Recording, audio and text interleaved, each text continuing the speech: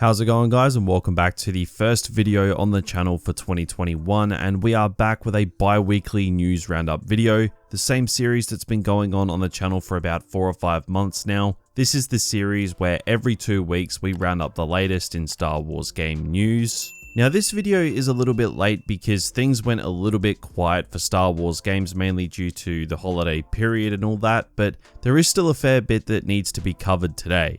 We've got a couple things I want to cover regarding Battlefront 2. We have an idea on the kind of content we would have seen this holiday season for Battlefront 2 if the game was still going. A bit of a DICE screw up for a very highly anticipated event regarding Battlefront 2, as well as players once again rising for Battlefront 2. So there's a lot of Battlefront 2 to talk about today.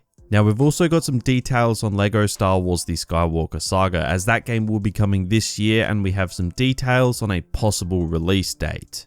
Now also, I just want to throw out a quick thank you before we get into all of this. We did manage to hit 10,000 subscribers over on the second channel, so a big thank you for that. I am currently working on 3 videos at the moment, which will be up over the next week or so on that channel, so keep an eye out for those. But now, let's dive on into the news.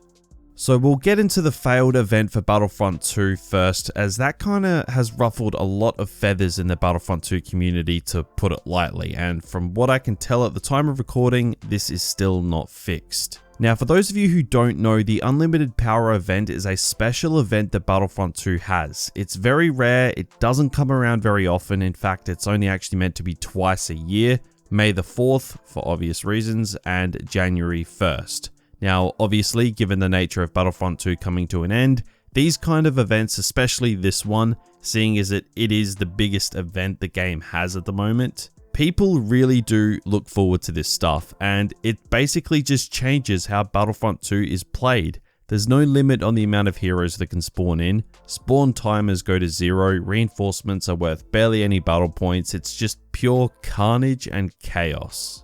And like I said, a lot of people were really looking forward to it. Well, unfortunately for them, they were waiting for absolutely nothing. January the 1st rolled around and some kind of bug prevented the event from going forward. Instead, it was replaced with a regular weekly event. Now, Kevin Johnson, a community engagement specialist for EA, did comment on this. He said that it does look like it's a weekly event that has overridden it, but there's just nobody available to fix it at the moment. So obviously DICE developers are still on holiday, which is to be expected, but they're going to see if they can do something for it in January to fix it, but there is no guarantees. So I think that kind of just goes to show just how off the priority list Battlefront 2 is. Even though the servers are still up, the community is still active, new players are still streaming into the game every single day, player base numbers are just through the roof compared to how they normally are, and something as simple as an event bug fix is not even a guarantee to get fixed when developers go back to work. It's a bit of a shame, really. But having said that, if it does get fixed, keep an eye out on Battlefront 2. The event will be a lot of fun if it does go ahead. It might just be a little bit late, if at all. Now this does actually lead me on to the next snippet of news for Battlefront 2 that I want to cover in this video. So player counts once again are rising for Battlefront 2. The past month or so has been absolutely ridiculous for new players coming to the game across all 3 platforms. Battlefront 2 is absolutely thriving on PlayStation. Xbox has seen a massive uptick in players, particularly in the past 2 months, and the numbers for even PC are going up. I've noticed it personally, I can actually get games on Australian PC servers for once, it's great. Now, I do hate covering this stuff because it just reminds me that apart from keeping the community going, it rubs salt into the wounds that this game got abandoned despite a flourishing and still growing player base. Even though we are months and months past when the live service was shut down. I guess if there is any silver lining to Battlefront 2 still growing its player base despite the game not receiving new content, obviously despite the fact that community stays alive, that's a given, but it shows that people want Battlefront. They want the large online multiplayer Star Wars game, and if EA see all of these players flurrying to the game that's past its expiry date, and they realize that, hey, all these new players are flooding to the game that we abandoned, we're not making anywhere near as much money of this as we should be. Maybe it's time for something to change. Now, who knows what that change could be? I just can't see EA sitting back and happily watching potential revenue go to waste by all these players still coming to Battlefront 2 after all this time. They've already kissed away millions and millions and millions of potential dollars with Mandalorian content just not coming to the game, so that's already a loss right there. But as frustrating as it is, the constant player base influxes for Battlefront 2 could really be a good thing going forward for online Star Wars multiplayer games.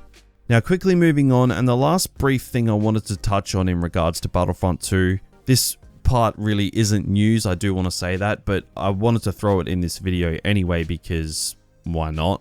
So old Battlefront community manager Ben Walk answered a question from a Battlefront 2 fan regarding Mandalorian content, saying if Battlefront 2 support continued, would he have liked to have seen Mando content? And Ben replied saying, is water wet? So obviously he would. It was kind of a dumb question, but it made me just realize how good the past month could have been for Battlefront 2 if it was still continuing with its live service. Just think the content we'd see, how big Battlefront 2 would be right now. Like, it is just depressing to think about. It's such a big missed opportunity. And on that topic, Dennis Brandval just before Christmas did respond in regards to this topic shortly after the Mando finale dropped. A Twitter user went on to say, with all these announcements, shows, this genuinely feels like the worst time to be a Battlefront 2 player. Just imagine the potential of what we'd get/have.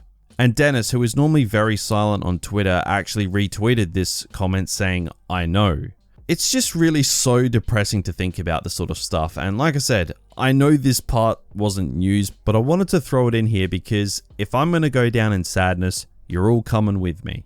But now let's transition and move on to the LEGO Star Wars The Skywalker Saga news before we bring this video to a close. So we know that LEGO Star Wars The Skywalker Saga will be releasing in spring 2021, this year. It's pretty exciting to say that it's actually releasing this year.